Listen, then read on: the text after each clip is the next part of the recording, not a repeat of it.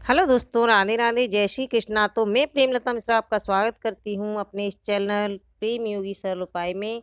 तो दोस्तों, इस साल कब रखा जाएगा सफला एकादशी का व्रत, जानते हैं तिथि, पूजा विधि और महत्व और कथा के बारे में। तो दोस्तों, हिंदू पंचांग के अनुसार पौष माह की कृष्ण पक्ष की पड़ने वाली एकादशी तिथि को सफला एकादशी कहते हैं।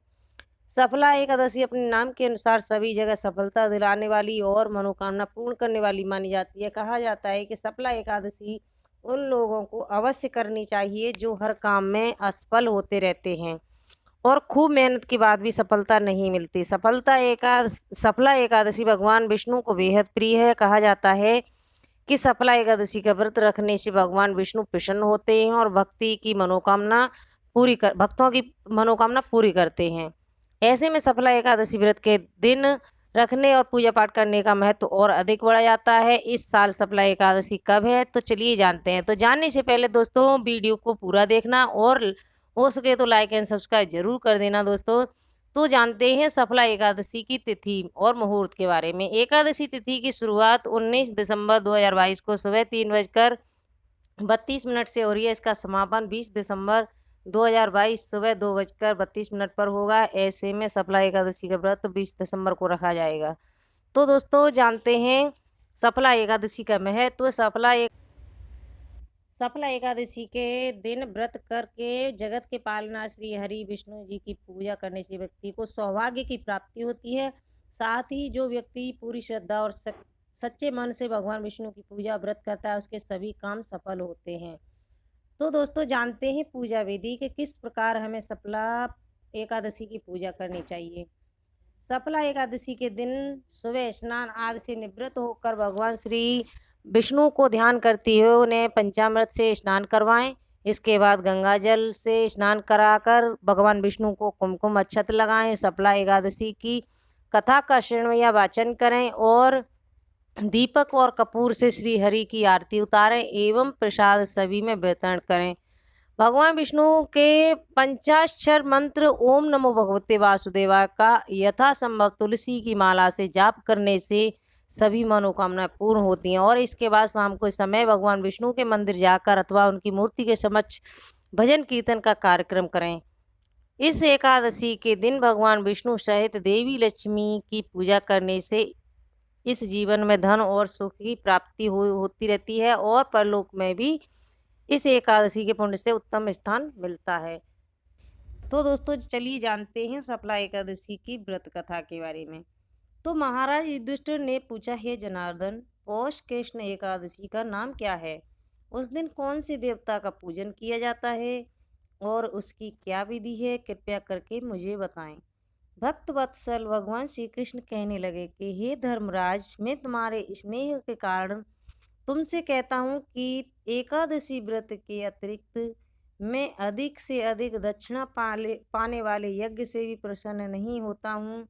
अतः इसे अत्यंत भक्ति और श्रद्धा से युक्त होकर करें। हे राजन, द्वादश युक्त पौष कृष्ण एकादशी का महात्म्य तुम एकाग्र चित्त होकर सुनो। इस एकादशी का नाम सफला एकादशी है। इस एकादशी के देवता श्री नारायण हैं। विधि पूर्वक इस व्रत को करना चाहिए। जिस प्रकार नागों में शेषनाग, पक्षियों में गरुड़, सब ग्रहों में चंद्रमा, यज्ञों में अश्वमेव और देवताओं में भगवान विष्णु श्रेष्ठ हैं, उसी तरह सब व्रतों में सफला एकादशी का व्रत श्रेष्ठ माना जाता है। जो मनुष्य सदैव एकादशी का व्रत करते हैं वे मुझे परम प्रिय हैं।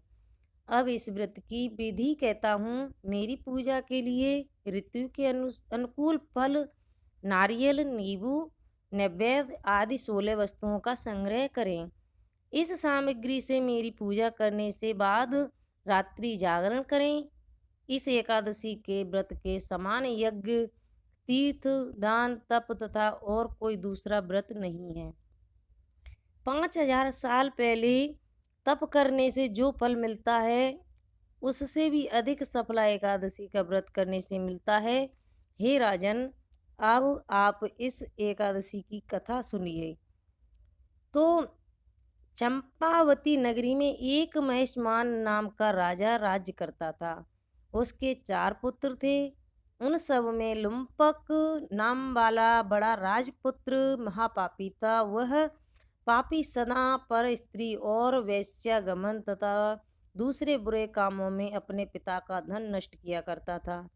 सदैव ही देवता ब्राह्मण वैष्णवों की निंदा किया करता था। जब राजा को अपने बड़े पुत्र के ऐसे कुकर्मों का पता चला तो उन्होंने उसे अपने राज्य से निकाल दिया।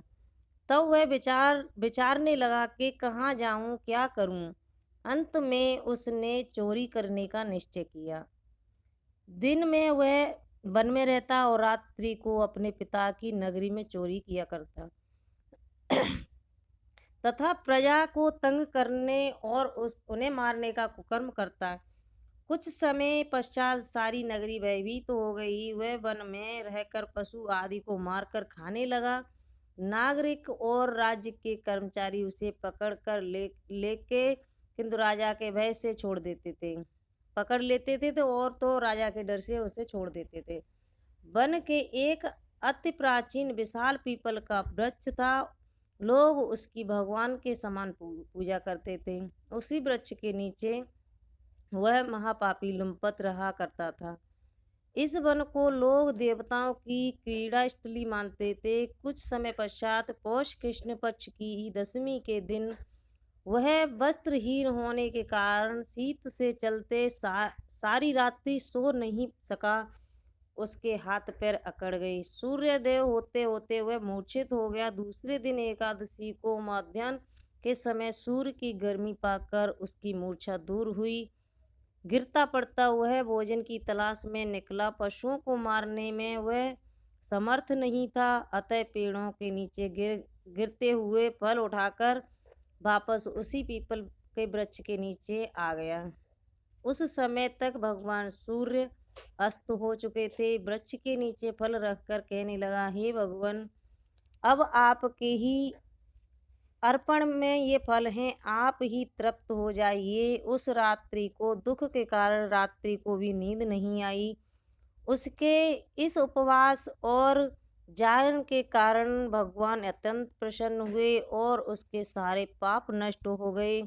दूसरे दिन प्रातः एक अति सुंदर घोड़ा अनेक सुंदर वस्तुओं से सजा हुआ उसके सामने आकर खड़ा हो गया। उसी समय आकाशवाणी हुई, हे राजपुत्र, श्री नारायण की कृपा से तेरे पाप नष्ट हो गए हैं। अब तू अपने पिता के पास जाकर राज्य प्राप्त कर। ऐसी वाणी सुनकर वह अत्यंत प्रसन्न हुआ और दिव्य वस्त्र धारण करके भगवान आपकी जय हो कहकर अपने पिता के पास गया। उसके पिता ने प्रसन्न होकर उसे समस्त राज्य का भार सौंप दिया और वन का रास्ता लिया।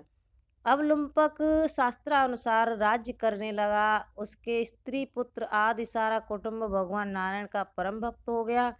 वृद्ध होने पर वह भी अपने पुत्र को राज्य का भार सौंपकर वन में तपस्या करने चला गया और अंत समय में वैकुंठ को प्राप्त हुआ।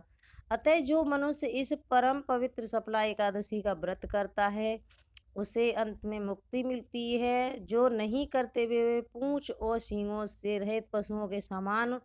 इस सफला एकादशी के महात्मा को पढ़ने से तथा श्रवण करने से मनुष्य को अश्वमेध यज्ञ का फल मिलता है। तो दोस्तों, ये थी कथा सफला एकादशी की। अगर आपको अच्छी लगी हो तो वीडियो को लाइक एंड सब्सक्राइब जरूर कर देना। तो दोस्तों, राधे राधे, जय श्री कृष्णा।